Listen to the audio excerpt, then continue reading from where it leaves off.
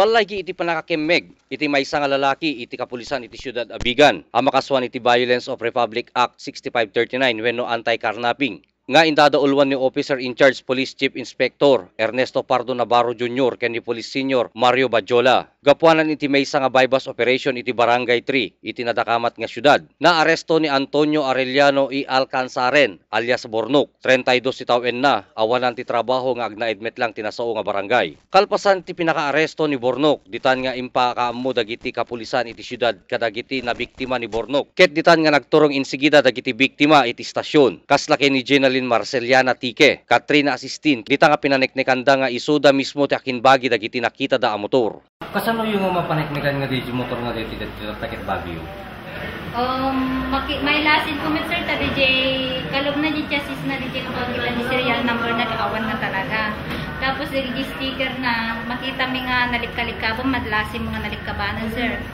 Kundi di ni putres na sir nga kinsad mirror na lang awanan. Ti pinakipatpatang iti press corps ken ni Bornok. Dita nga imbagana nga awan sa bali nga kadwana no diket iso lang ti agar aramid. Ken saan nga inaldaw ti pinagtaktakaw na ti motorsiklo. Ilaklako na lang ni Bornok iti 2,000 kada maysa a motor wenno nabababapay. Ti kanayon ko nga pinagididilan ket iti Barangay Solid West. Dayta tinakunapay ni Bornok. Sekon ken ni Police Chief Investigator Ernesto Navarro, dakkel atulong iti managan iti Dominador Rapisora. Gapuanan ta nagreport insigida iti pulis idi nakita na nga taktakawin iti suspect iti chap-chap na.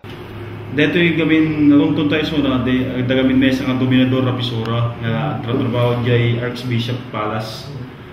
Kaya di agarok alas 12 ti aldaw, papulang mga aldaw so na yung bata di motor na giro aram di parkingan. Kaya di ko nakita namin tayo suspect nga interay na gilugan na. Pinadas na nga kinamat, kaso ang mga kamatan. So tinaramin nga si Maruno, nag-report so na si G Police nga nakatitil di ay. Malpas deta, duada napandat to yan ti station tayo. Ken impakita mi dito ko ada gi magshot na kasi the previous case na din. So the same person kuna na ako under surveillance mi dito suran week long surveillance kasi iso dito ting priority mi na identified mi nagi possible nga papanaken pag-dispose na. So nagkaroon ti hot pursuit. Nakita mi so na kadwa mi gi ko gi biktima together with the elements of the PNP Bigan. Nagkanda kami ti in-score mi area jay parte na Tirisan Street yang pamyanan jay di ko nakita mi sunod jay in complete possession in custody kada ito'y motor ni Dominador so nga jay na aresto mo sunan.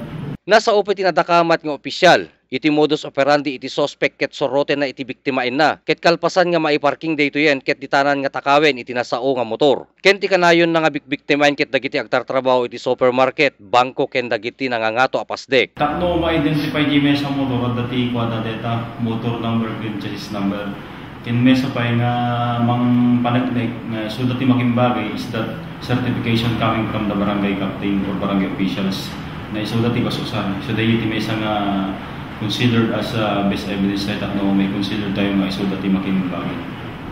Nakunapay ni Police Chief Investigator Navarro, ore no voluntaryo nga insurrender dagiti ginatang da nga takaw nga motor. Kitkitain iti kapulisan iti Bigan no makaswan damet dagitoy iti violence of anti-fencing law. So para dagita amin nga pa tayo considered as evidence, dagita amin nga na-recover tayo. So ano ibig sabihin doon? Papail natin yung kaso, considered as evidence, representa yung korte. Di masapol na lang is they will produce undertaking coming from the court in order for them na mai-produce na masapol di korte. So court order lang tati ng padayan. Aging gana itatanga gundaway at dapay lang iti kustodiya iti PNP Bigan iti suspect ani Bornok. Ginggana maiuli iti kaso kontra ken kuana. Nasa upa iti opisyal nga dakkel iti tsansa nga matiliw dagiti agar aramid pa iti sabali ti kastoy. Ken maipalagip nga ti suspect nga ni Bornok ket natiliwman iti tawen a 2006 iti kastoy metlae nga panagtakaw iti motorsiklo. Para iti press corps, Ryan Pardo.